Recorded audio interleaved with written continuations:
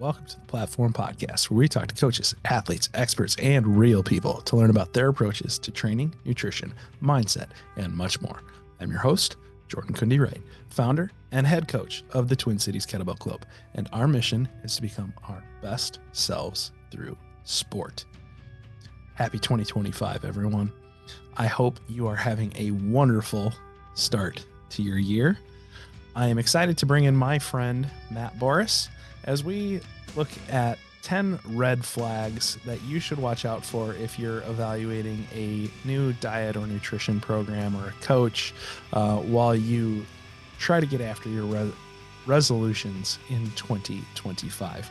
So if you're out there thinking about what is a good program or you're considering buying a program, these are just 10 things to look out for, because let's be honest, there's a lot of crap out there that is not very good. And this is the time when those people that are, we'll say, unscrupulous will really capitalize on people's attempts at living a healthier lifestyle. And that really bothers me, frankly. This is a time when we should really be trying to support each other and really capitalize on this opportunity to make positive, sustainable changes. So I hope this episode is helpful for you. Thanks to Matt again for coming on. We're going to try and do this more frequently this year, as you'll hear in the episode. Maybe collaborate a little bit more regularly. It always helps me be a little bit more consistent when I've got somebody that is counting on me to be there. So that's why I like doing interviews, and that's why I'm going to try and leverage that little motivation hack to maybe be a little bit more consistent about putting episodes out this year, and try and be coming to you with regular updates and useful information. If you like this podcast, please give us a like and subscribe. Follow us on YouTube at Twin Cities Kettlebell Club. Hit the little bell so you get notified when new episodes come out. And of course, share it with your friends. Leave a rating and review if you're getting this as an audio podcast. All of those good things. And without further ado, let's step onto the platform with Matt Borris to talk about 10 red flags to watch out for when you are doing a new diet.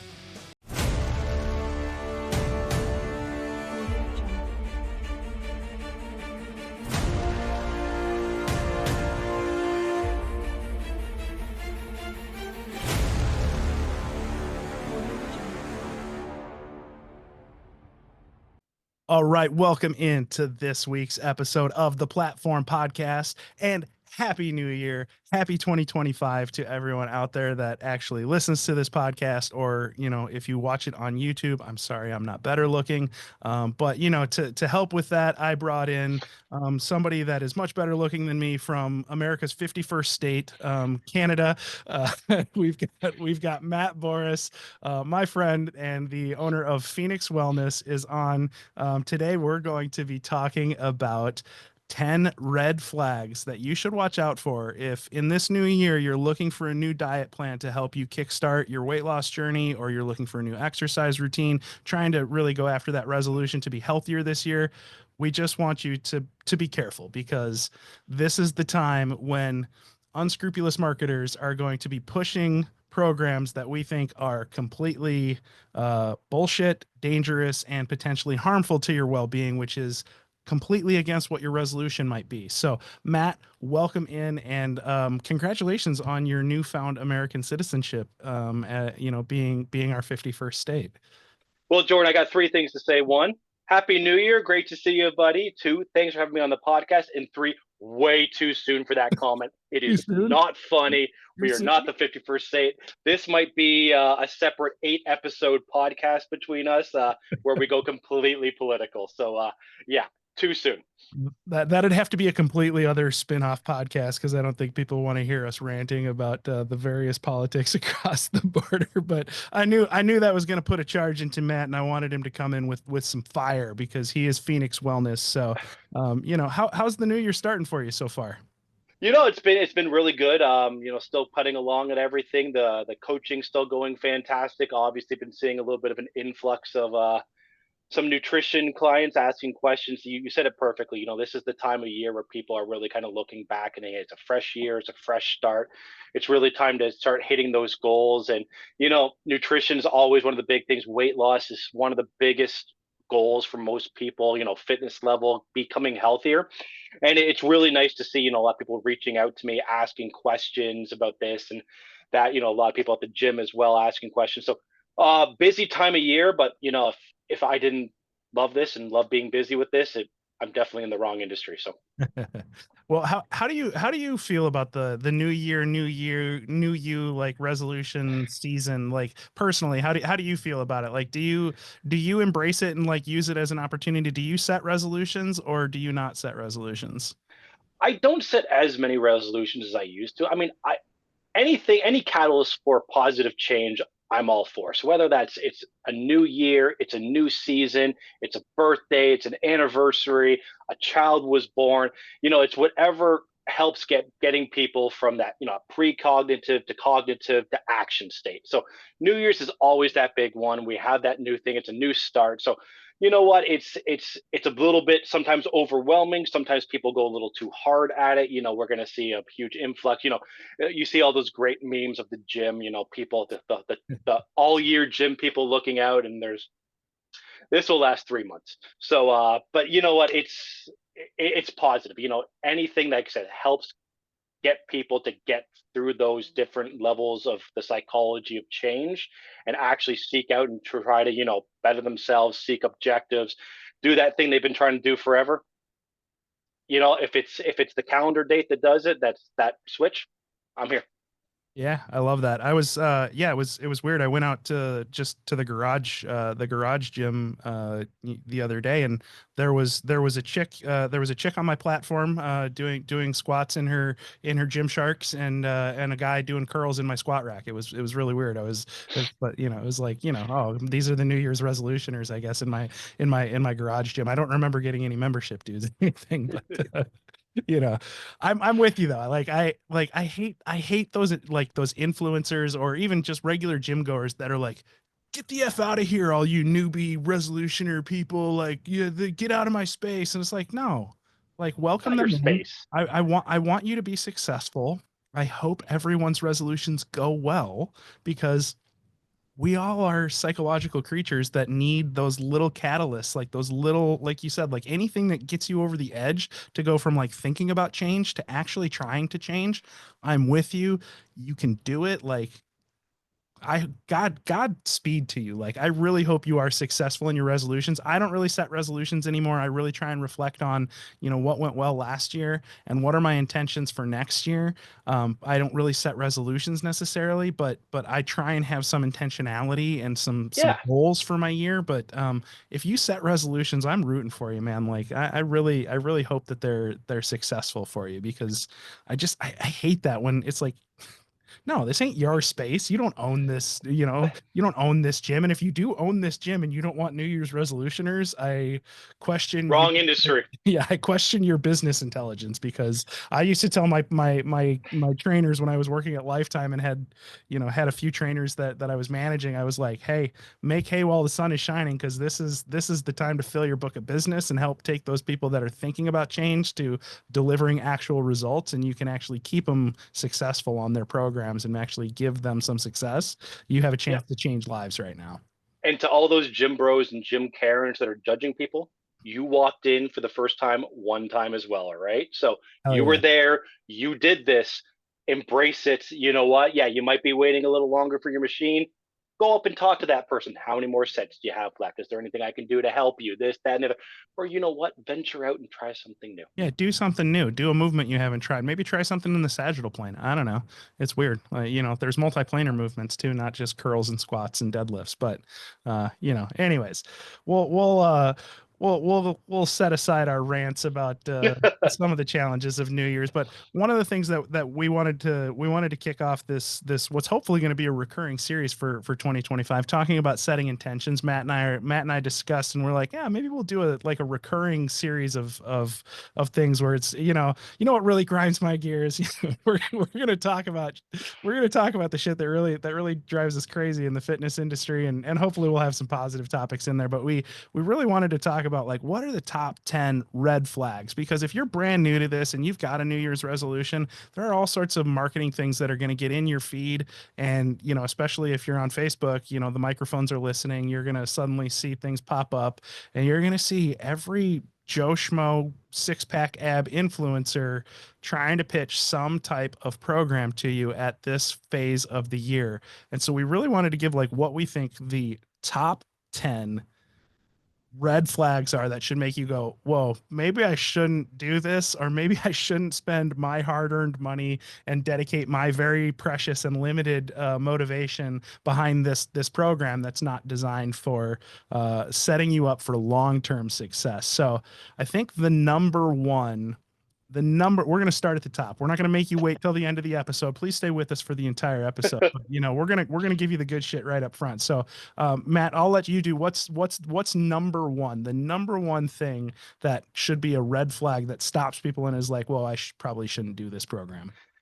If there's one thing you can look at, one question you bring into any nutrition program, diet program, or health program is this program requiring me to go into an extreme calorie restriction and deficit for long periods of time? Now, what does extreme mean? When you say extreme, like give me some parameters. I realize there's gonna be some like it depends. I know that's always the answer, but like what is like the threshold that makes you be like, holy crap, that's way too much? You know, that's a really big question. And again, like I said, it depends on the person. If we're talking about a 25-year-old male, you know what? I would say as a nutritionist, a 400 to 500 calorie deficit is actually manageable. It depends on the person, depends on the habits and the workout. But if we're talking about a 65-year-old postmenopausal woman, we're talking to 100 to 200 calories. So it really depends on the person. So if you're just getting a blanket, hey, we're going hard on you, that's bad. Let me give you an example of what I did. So when I was first looking at my nutrition programs, I had gotten to a point I wasn't happy at. I was almost 270 pounds. A friend of mine entered, who was a big proponent of let's just call it a well-known, marketed, large nutrition company. My maintenance for anyone. Optavia, I'm sorry. Noom. Oh, sorry. I picked the wrong one. Optavia would have been probably about 300 calories lower than this. So I did their standard survey, this and that. So just to give you an idea, I was about 270 pounds. So I think my maintenance at that point was about 34 to 3,600 calories a day. I got my plan back and it was 1,650. So I was going to be on almost a 2,000 calorie a day deficit. And this is where the data nerd in me is gonna say, if you really want to think about it in terms of how do I understand this where it applies to you as an individual, use percentage of a deficit, because that will kind of normalize for whether you're a man or a woman or what. Like if you're going anything over, what do you think, like 25%, I think is as big of a deficit, and that's a pretty extreme deficit. That's very heavy.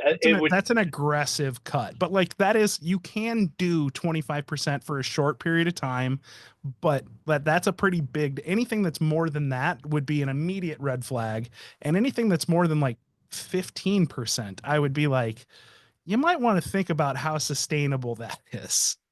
That 25%, that person better have everything dialed in. Their sleep is a fortress.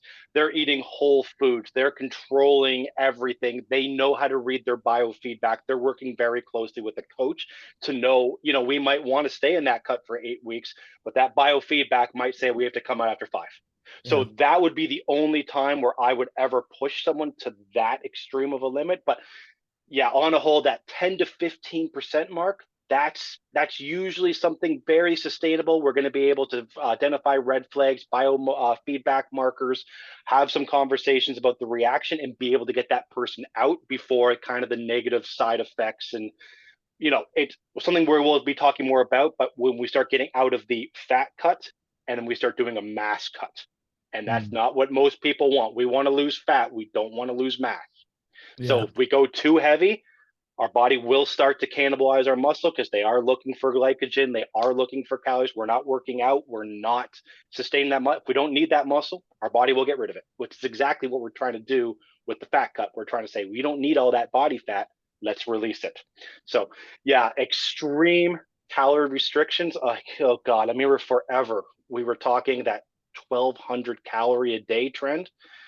Unfortunately, it's being replaced with an 800 calorie a day trend, and I've worked with 4 or 5 Because people right if now. 1,200 calories is effective, 800 calories is going to be even more effective. I'm just going to reach my goals that much faster, right?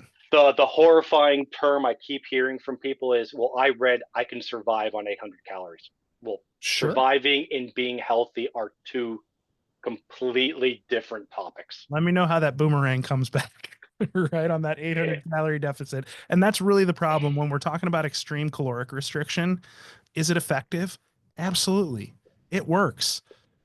Calories in, calories out is still one of the higher order, functions that we deal with when we're talking about nutrition coaching, but you have to understand that intensity always has a cost, and that whether that's exercise, nutrition deficit, sleep deficit, stress at work, stress at home, all of those things, anything that's an intense stimulus has a cost, and you need to account for that when you're thinking about these things, right? So when we think about extreme calorie restriction, one of the ways that this happens in a lot of these programs is we start demonizing things, right? Like, the big one that always drove me crazy is when you're like, oh, my dad tells me I don't eat bread anymore, I don't eat pasta anymore, and I don't eat XYZ anymore. And I'm like, okay, cool. Why? My mom got on a whole kick because of the gluten belly. I don't know if you've ever seen that book, right? Yep.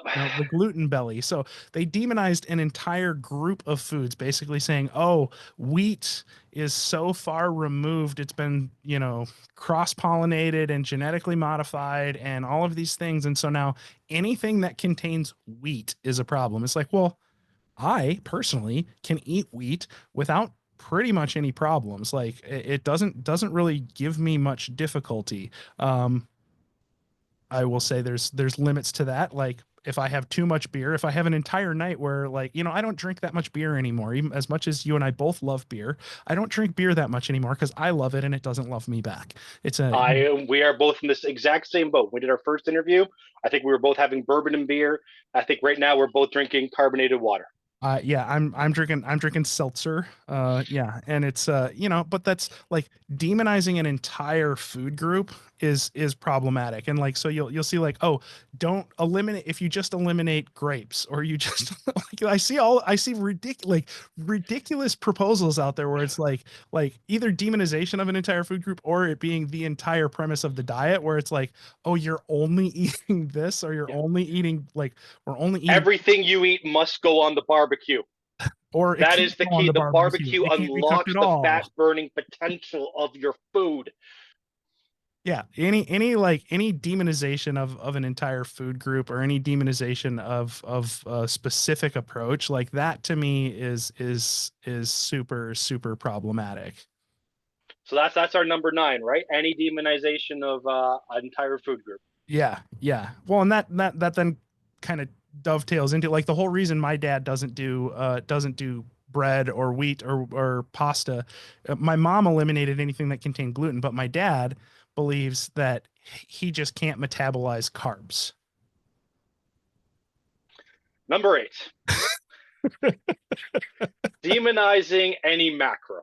So a little bit. Macros are the nutrients that we get our adenosine triphosphate from. So remember, we do not burn calories. Calorie is a unit of measurement. The actual chemical compound that fuels our cells, adenosine triphosphate. ATP for the win. ATP for short, which we'll be using. We get this positively from 3 sources: protein, fats, Did you and say steak? hmm, Steak. your favorite food group. My favorite food. Yes, absolutely. So protein, fats, and I've actually brought a special guest along to introduce the third one you just did. The fucking potato. Yeah. Don't be afraid of it. Carbs are your friend. Carbs are not bad for you. None of the three macronutrients we get ATP from are bad for you. When none of these add weight, they do not stick to your bones. If you are gaining body fat, is because you are in a caloric surplus. Period. Full Dietary, stop. sorry. Period. Full stop. Calorie Exactly. surplus equals increase in body stores. Caloric deficit equals decrease in body stores. It's more complex. There's a lot of complicated stuff that goes into that underlying math, but that formula works. We need all three. That beautiful Seinfeld episode, where they're all sitting around eating the fat-free yogurt and they've gained weight, so clearly the yogurt had to have fat in it because fat's bad. We never talk about the fact that they're sitting around 3 or 4 days a week having cup after cup of high caloric desserts. It's the calories. It wasn't the fat. Fat's super important for hormone production, gut health, digestive health. We need dietary fat. Dietary fat does not equal body fat. Is not bad for you. Carbs are not bad for you.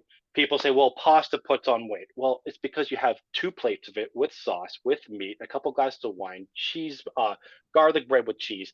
It's the calories. So Your ancestors any are mad at you right now for talking about their entire, you know, basis of the Italian diet there, but not 6 plates of it, right? Like that's exactly. It's again, we get back to what we were saying before. Is we have to be in. We have to control our calories in. So that is any diet plan that is saying just cut out fat or go to extremely low fat, 5% fats.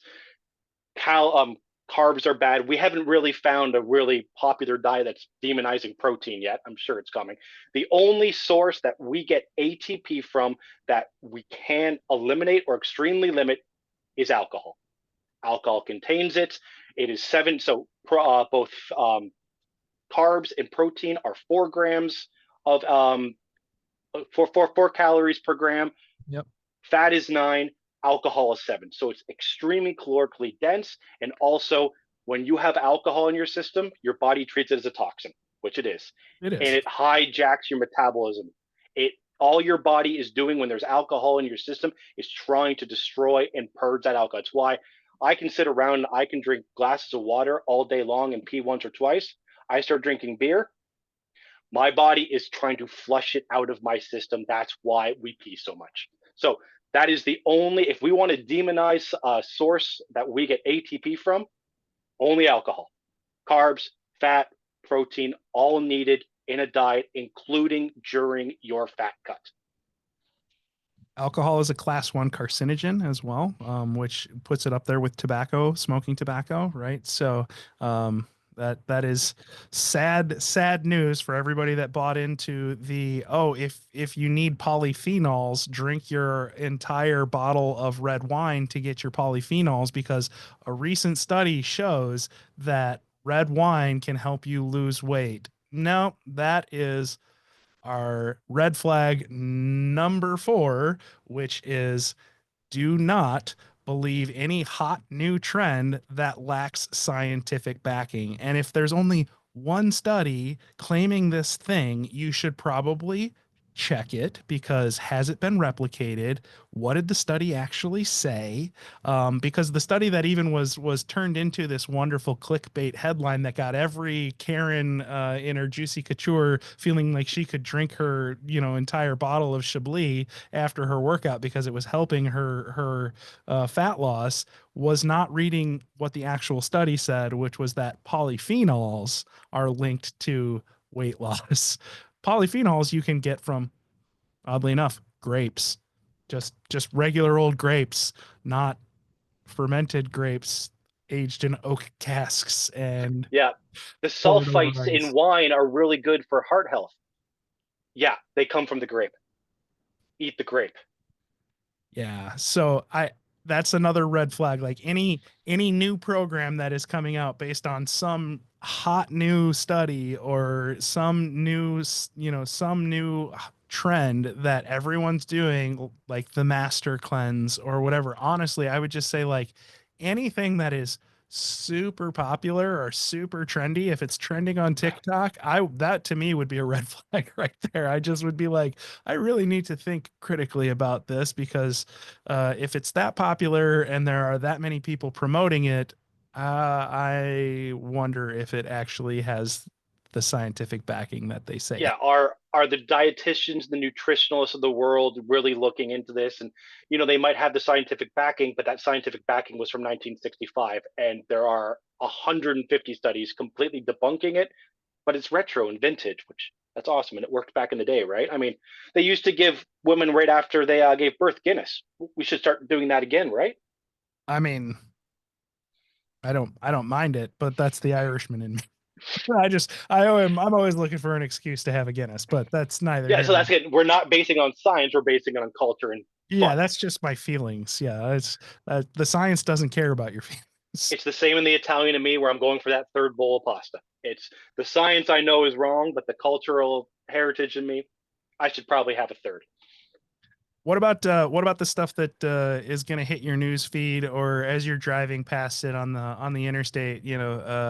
30 pounds in 30 days. I think it was one that we Yeah, we were talking about this a little bit earlier on. So our number 5 is any plan that has seemingly too good to be true, unrealistic, or absolutely immediate results. Jordan was just bringing up a great sign I used to drive past on the way to work. It was right by a gas station, and it said, lose 30 pounds in 30 days right now. Wow.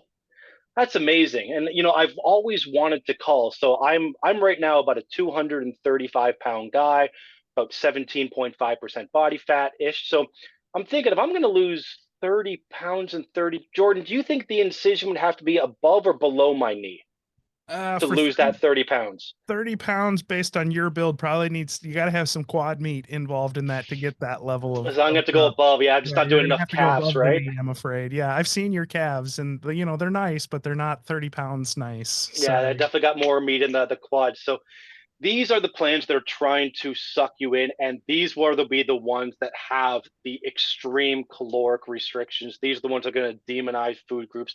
They're going to be unbelievably restrictive, and they're for the most part going to be the plans that are telling you you cannot do any of the following things.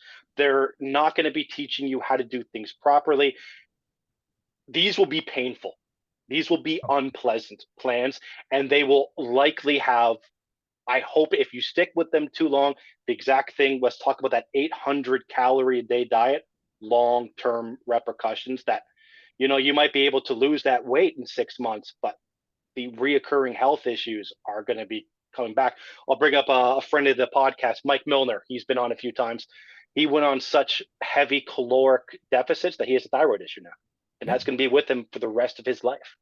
Yeah. So we have to understand that a lot of people in the nutrition industry are good people. They want to help, but business is business. Selling nutrition plans or selling cars or selling shoes or selling cocaine, it's a business, and people want money and they want you to, we are a society where we want things right now. We just kind of went on a little bit of a rant about Amazon. People don't want to pick things. They want, hey, I need a new pair of shoes. So you know what? I'll block out some time tomorrow. I'll actually drive to a store. Maybe I'll go to another store. No, I want to get on my phone. I want what I want right now when I want it. And that's what a lot of these big promise, quick results plans are playing on, where you want to lose weight right now. You don't want to be talking to a nutritionalist like me, where I say, you know what, Jordan, we might be getting a maintenance going for 6 months first, where What? before you see any But, results, you might, but, Jordan, but, you might gain weight first. no. Yeah, to do this healthy. Oh, and then it's going to be a lot of slow progress. And there're going to be days where your biggest thing is going to be sleep. And are you ready? Taking a rest day. But I got to be on my grind. I got to, and the grind, Rise and grind, baby, right? rise Got to and get that grind, the grind dopamine never hit. stops. Yeah. So that is a major red flag. If someone is telling you that, come in, I'm going to promise you results right now, they're going to be super quick, it's going to be super easy, they are selling you something. Well, and the other thing that goes into those like unrealistic claims typically, because headlines don't have time for context, is it goes right into our next red flag, which is it's a one size fits all approach, right? It's like, hey, you are going to lose 30 pounds in 30 days. What if I don't have 30 pounds to lose? Right? That might be great for somebody that like their target is, losing 30 pounds because they're 100 pounds overweight. That might be a realistic goal for them. But the problem is for a lot of people, they see that and they're like, oh man, I've always really wanted to be insert ideal goal weight here. And if they're 30 pounds away from that number, they're like, I could be my ideal goal weight in a month. Oh, that sounds amazing. Well, yeah, that headline was not written for you. It was targeted at a completely different avatar. They're trying to get a response from somebody that their program might be built for, might be targeted for, but a lot of these people are not going to qualify people out that come in and say, "Oh, I saw your billboard and I want to lose 30 pounds in 30 days." They're going to say, "Oh, I'm sorry. I'm sorry, Matt. Actually, in order for you to lose that much weight, we would probably need to do some things that are completely unsafe. So for you, it's probably going to be more like 5 pounds in the first 30 days, maybe no pounds in the first 30 days. Talk about a bait and switch. You won't close a lot of people that way. So instead, it's a lot easier to just be like, yeah, absolutely. Sign up here. Here's the program. Here's your, 30-day commitment. And it's only going to cost you $99 for the first 30 days, but a 3-month commitment. Yeah, I'll take 3 of them right now, Jordan. Yeah, we see this a lot too. It's how they target couples too. So, great. Sometimes you'll see, couples, they decided New Year's resolution, they're going to lose weight. Well, one guy is a 275-pound, 6-foot, 50-year-old man. The other one is a 140-pound postmenopausal woman. These plans will not work together at all. They have to be individualized. But again, give me that money. This is a product I'm selling, and you know what? We'll make it work for both of you. Well, you know what? It doesn't work. It's completely different types of people, types of bodies, types of goals. Like you said, when you were coming down from an offensive lineman compared to me, when I was a 200-pound, 6'5" guy, we're not losing weight even when on the same program, we are not losing weight at the same rate at all.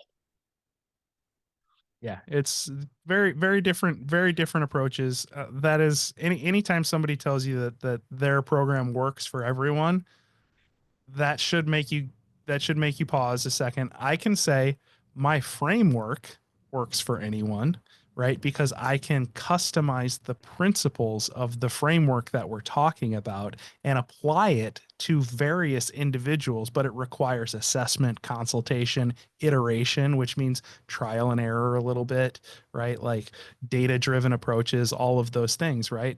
But if somebody's just telling, "Oh no, this program works for everybody," It's the exact same thing we've talked about my program. I'm very much a psychological, habit, and environment-based nutrition coach, and everyone's going to be different in those regards. Yes, I'm going to be trying to set up. Are we eating whole foods? Are we prioritizing sleep? Are we doing things to manage our stress level?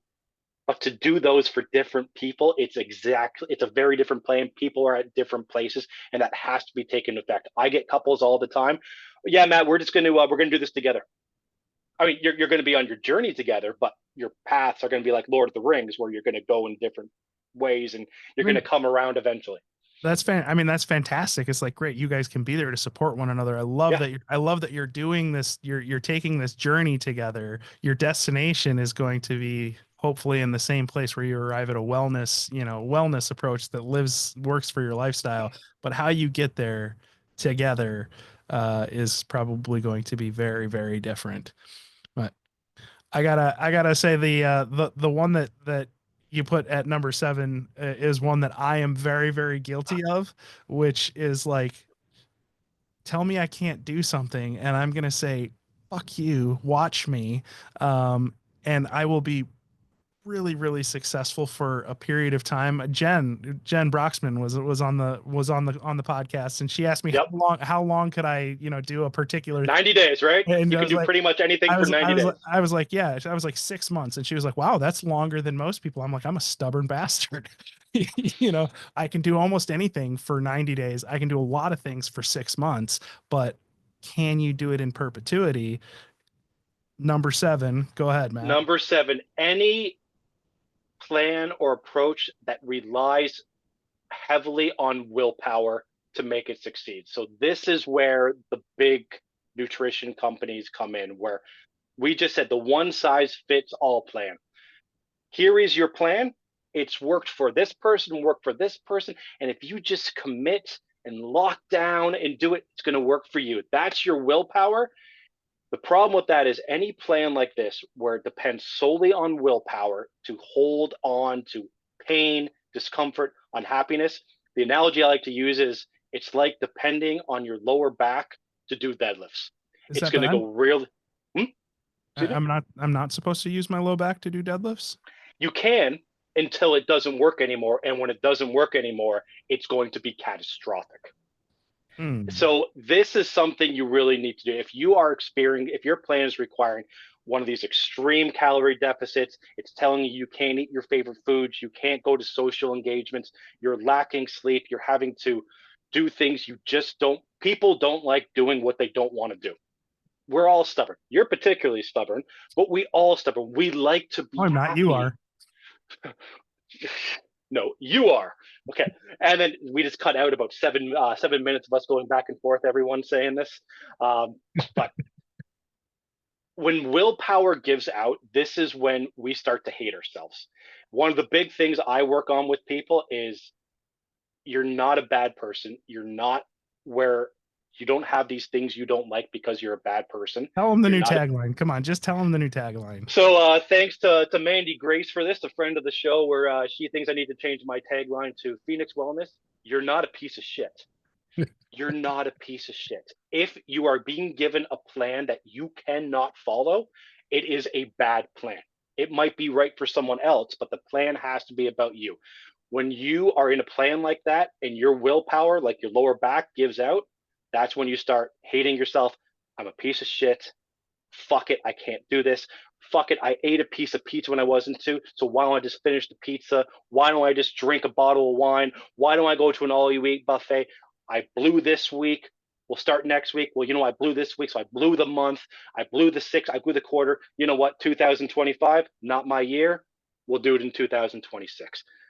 Your plan can't revolve around willpower, and it has to have a degree of flexibility. That's why resolutions fail. That's why I'm not a New Year's resolution person. For most people, they're too reliant on willpower, or they haven't set their environment up for success, which is one of the things that I know you and Jen are really huge on, is environmental engineering. Exactly. You have to understand that, you're going to set yourself up for success. You're going to create an environment that's going to help you. You're going to stumble at times. You're going to have you're going to have your best friend's birthday and you're going to go out for the weekend.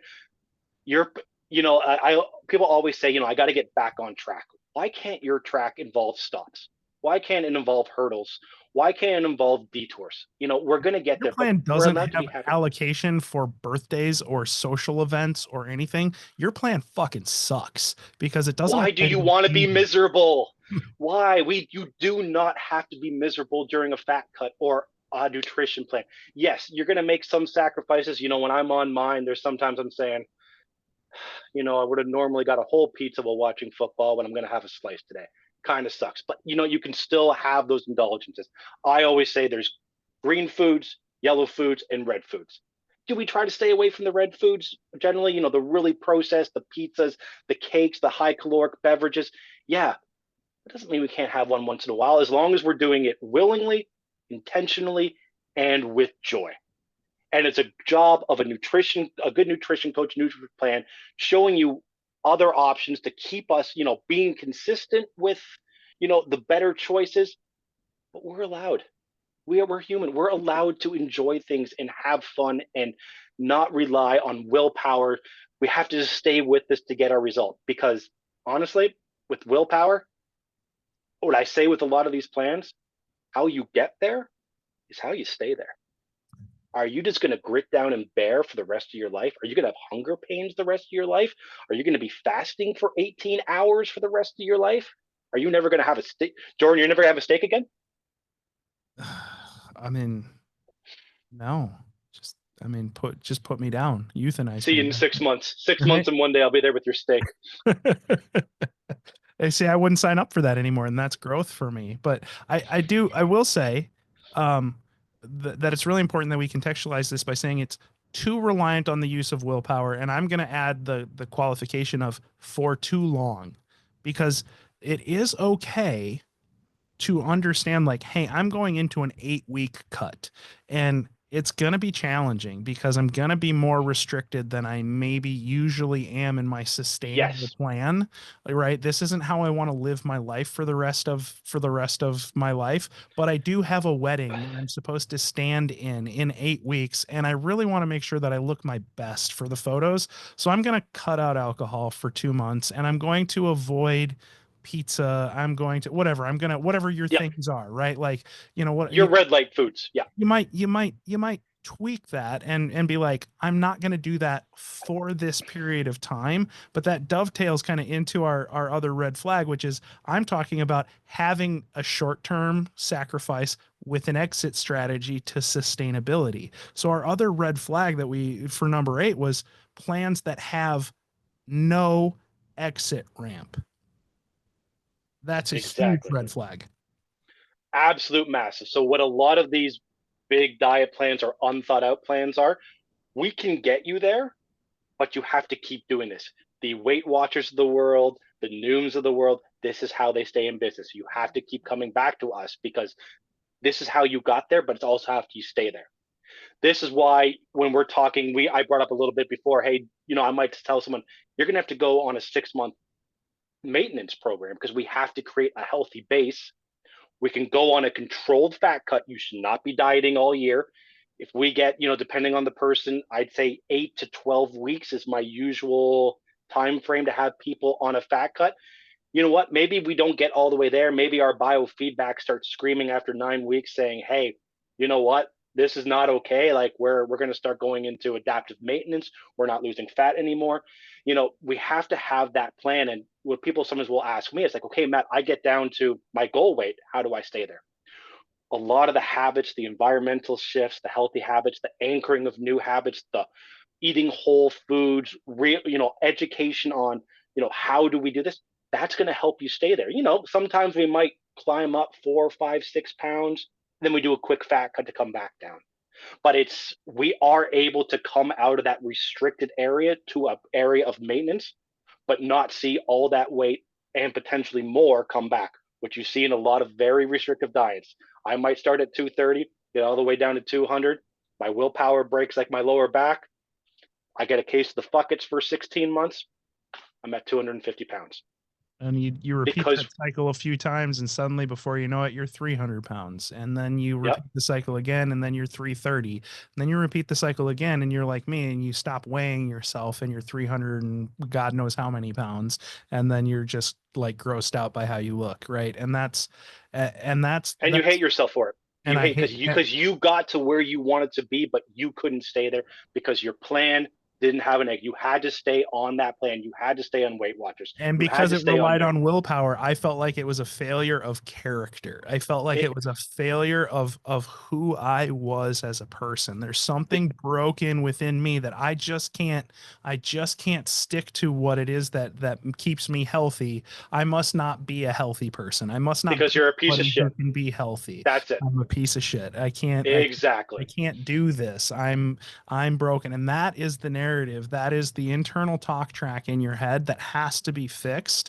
And that is a huge problem with so many of these plans that we're talking about is they don't get you to a place where you can reassociate yourself with healthy habits and sustainability and things that you can do in perpetuity. Because I'll go the positive route here. Like one of the best things for me as a nutrition coach or as a kettlebell coach is when somebody that I've been working with for years or that I worked with years ago tells me, man, I have been able to change my life because I don't feel like I'm on a plan anymore. This is just how I live my life. Like you showed me a path to sustainability. Like it's just who I am. I'm a kettlebell lifter or I'm a healthy person. I don't like they keep the weight off and maybe they put some of their they go Yeah. lost 60 pounds and they put 10 pounds back on, but like they never go back to where they were before and they find their place of sustainability that really keeps them happy for an extended period of time. Like as a coach, that's the shit that keeps you doing it, right? Like is It's amazing. those success stories. When those things happen, it's incredible. Yeah, it's amazing. That's why I really focus as well as Jen on creating those healthy habits changing our environment, these things we can do over and over again. I'm thinking, I love one of the first clients I ever had. They still occasionally send me texts of their veggie bucket. And because you get your veggies ready and they say, you know what, my kids, I'm buying less chips. I'm getting these ready. We're eating healthier. And it's all because it's staring me in the face the entire time. Like, that's amazing. That's something you bought a container one time. You dedicate 10 extra minutes to your week, and you have a healthy habit that's continuing on. So it's amazing seeing people when you get these good plans where they can do it. And they also know in the sense of, hey, I put on 10 pounds. Maybe it's time, you know what, those 3 takeout meals I do a week, we're going to go down to 1. We're going to cook a little more food, because that's what I did when I was with Matt, and I know how to do it myself to get back to a healthier place. It's awesome. It's not, oh my God, I need Matt again. I have to sign up for a whole new package and we have to do this. Like, I get people, checking in with me every once in a while, or saying, hey, I got a girls trip in Vegas. I want to lose 10 pounds temporarily. Can we do that? But it's very nice to know that, you can have that lasting effect with people, that they're healthier version of themselves, and it's not going away because, not because they need me or they need Noom, or, they're buying some crazy expensive supplement or tuna eye oil that's unleashing their fat burning potential in their body, these types of things. Number 9. Number 9 on expensive supplements or products. Great segue, professionally done, sir. Right? Like, that is one that for me, I'll be honest, I'll raise my hand and be like, yeah, I definitely fell subject to this. My wife still gives me shit about how many supplements I buy. But like, the supplements that I buy now are like B6, B12, vitamin C, vitamin D, fish oil, creatine monohydrate, protein supplements, right? Like fiber, probiotics, like not, the blessed tears of a shaman from South America who's magically going to make me lose 47 pounds in the first Wait, 6 do weeks. do you have a source for that? Because mine dried out. I mean, it's not legal in Canada, so we might have to figure out a mule system to get it to Well, you. apparently we're a state now, so it's okay. Well, yeah, that's true. Actually, we can just get rid of the tariffs. There's no tariffs anymore. There's no tariffs to send mule tier. There's no tariffs. Finally have freedom. Yeah. So like and I want to be clear here that I'm not calling out any specific supplements. I'm not calling out any specific things. And it is okay, especially when we're talking about things like GLP-1s or things that we've got a podcast episode about GLP-1s with Brenna Thompson where we're talking about these things. There can be an exit strategy that can be a short-term thing, but there are also people that are like, I'm going to be on these for my entire life, and that's okay, right? If you can afford it, and it is your sustainability plan, that is okay. But if you're relying on something, again, it's about sustainability. If your expensive supplement that you think is the key to your success is not something you can afford in perpetuity, you probably should really think hard about whether or not that plan is for you, because a lot of these supplements are bullshit, for one. And one of the things you just brought the point, you talk about the Ozempics of the world, for anyone knowing, want a brand name. If you look at what they say, what you need to do if you're not going to do this forever, it's you need to change your meal plan, change your eating habits, eat healthier. So, I completely agree. There are a place for these, but a lot of these times they're saying, hey, if you're going to come out of this, your exit strategy is to do exactly what we're kind of saying. You need to go to a healthy, sustainable eating approach. Well, and that should be your strategy even while you're on the GLP-1s too, just so we're clear. Exactly. I mean, that's a big danger of those GLP-1s, where if you're not hitting those hunger cues, shortcuts. And if you're not monitoring your protein levels, like your protein intake, like a hawk while you're on those, when you come off it, you're going to have you're going to get, again, if that comes down to that difference between fat loss and mass loss. If you're just losing muscle, that's not ideal. We want to lose fat generally when we're on these approaches. So your body will still react. You're not feeling those hunger cues. You're not your food staying in your stomach longer. Your body's, your brain knows it's not getting those signals. Your body is still trying to keep you alive. One thing your body hates more than anything else is to be dead, and it will fight to stop that. I hear people that celebrate the most birthdays live the longest. It's weird, right? Yeah, it says it must be some correlation, causation. I don't There's a know. strong correlation there. I'm not sure, but I mean, honestly, I think now I'm probably just gonna go hit the weights for like, I don't know, an hour and a half, maybe 2 hours, because I really want to have a pizza. So I need to burn 1,130 calories so that I can eat the whole pizza. Like that's the plan that I'm on right now, is just like you wear your heart rate monitor and make sure that you burn the appropriate number of calories every single day so that I can eat whatever the fuck I want, and still, that's my sustainability plan. I'm just gonna train really, really hard. Number 10, coming as someone that who two people that work out religiously because we love it. It is part of our lives. We enjoy it. It helps us. If your plan requires you to do extreme amounts of exercise, and I'm not against it, but extreme cardio, we have an issue. You cannot you cannot out train a bad diet. I can do an Orange Theory class, 2 CrossFit classes, train for high rocks, go for a run, do this and that. But if I'm on a whole milk and deep fried cookie dough diet, this is not going to work out. So, So true story. I'm sorry I'm going to interrupt you, but true story. When I was working at Lifetime, to illustrate this point one time, I actually did an educational seminar where I ate two Twinkies. I ate two Twinkies and then got onto a treadmill and was doing like 10% incline sprints, as many as I could do before I was going to throw up in front of the members, to see how many calories could I burn in that, like doing the highest intensity cardio that I could do. And I made how did it, it go? I made it through like 14 30-second repeats before I was like ready to throw up. And at the end, we looked at my calorie estimate and it was like 174 calories burned. And I went as hard as I possibly could, and it was just to illustrate the point of you can't out train poor nutritional habits. And that's not to demonize Twinkies. There's nothing wrong. Again, it's a red light food. But if you love Twinkies and you want to have one occasionally, that's fine, right?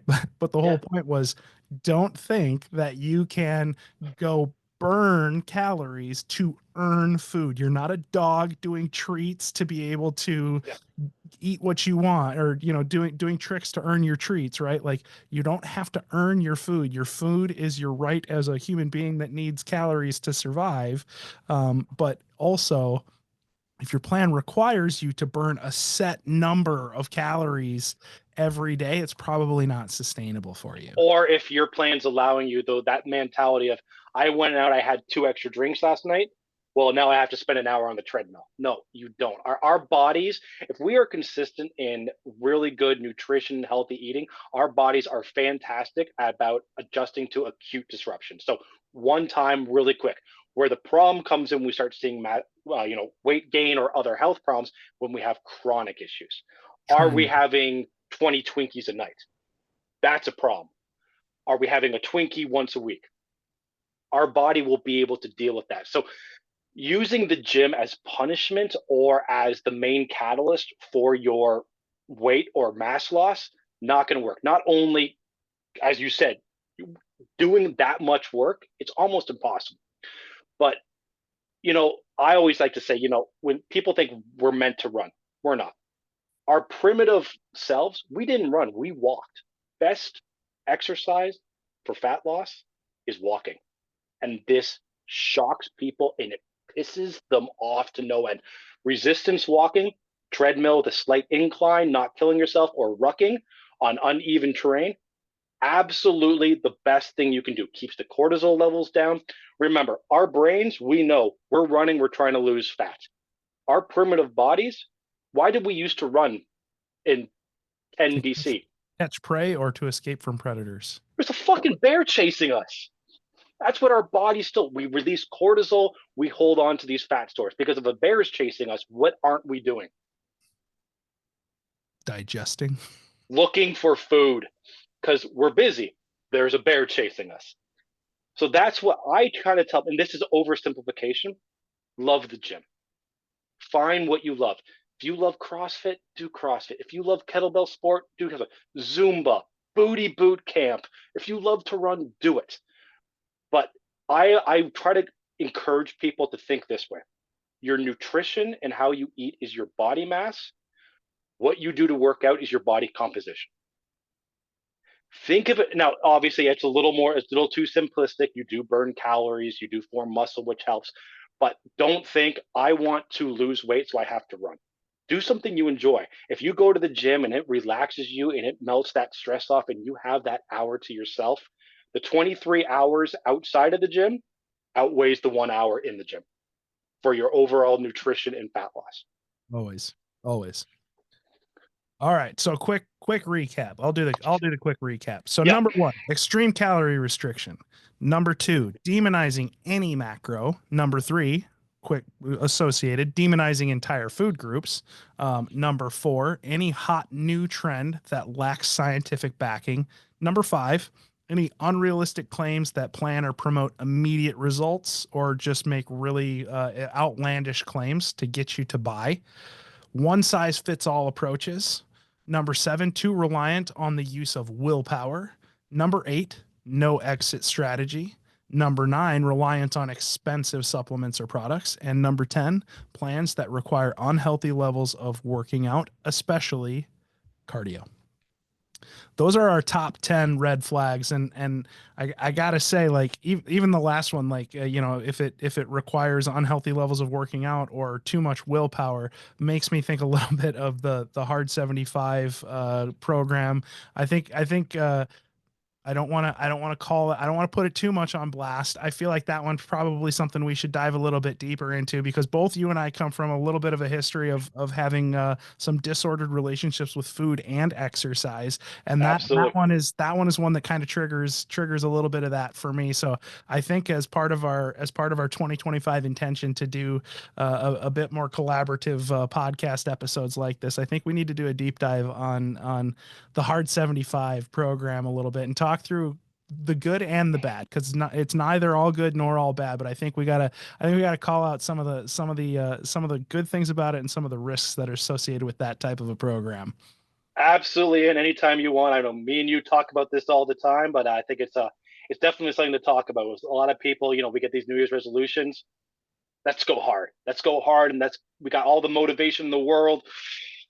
Yeah.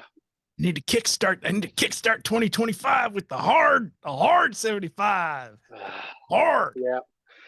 Okay, there's another chat coming in the very near future, isn't there? There is definitely. Well, Matt, thank you very much for coming on, and as always, this is great fun for me, and I appreciate your perspective on it. It's always fun to have somebody to sound off with these things, and I wish you all of the best with your 2025 intentions and resolutions, and I appreciate your support as what you told me the other day. Fuck you. Don't bring those excuses. This is part of customization, people. Matt knows that I respond best to hard coaching because it's what I'm used to. So I was coming in with some counterpoints, and he was just like, shut the fuck up. Just a little context. I've been helping Jordan with his coaching him a little bit and being his personal sounding board. And you know what? I hate when I hear that internal bully coming out. When, remember, you're not a piece of shit, and some people need to hear. It was said lovingly. You know what? Like I said, it's all about coming. Some people need that. You know what? The Paul Abdul. You know what? It's happening. You're doing your thing, and I love you for it, but maybe we do this. Jordan, you come from the old football hard head Viking. Sometimes fuck you is just the appropriate trigger cue to listen to what I'm saying. Yeah, that's what we call a pattern interrupt. So it was a good pattern interrupt, because had you shown up with empathy and been like, oh, I understand you're sick, the family's been sick, everybody's been going through a hard time, it's okay, and I would have just been, thank you, words in the, I was like, hey, thank you for the Hallmark card, right? Yeah, but no. So, the one I sent you was just a picture of me doing this. Yeah, it was great. It Stop the self-hate. I hate your inner bully. I have no time for your inner bully spouting bullshit to me. So, Jordan, inner bully, You're on call. I'm not taking your crap. I love it. I appreciate it. I appreciate you. And we'll do this again soon, my brother. I really appreciate it. So thank you very much. We'll talk soon.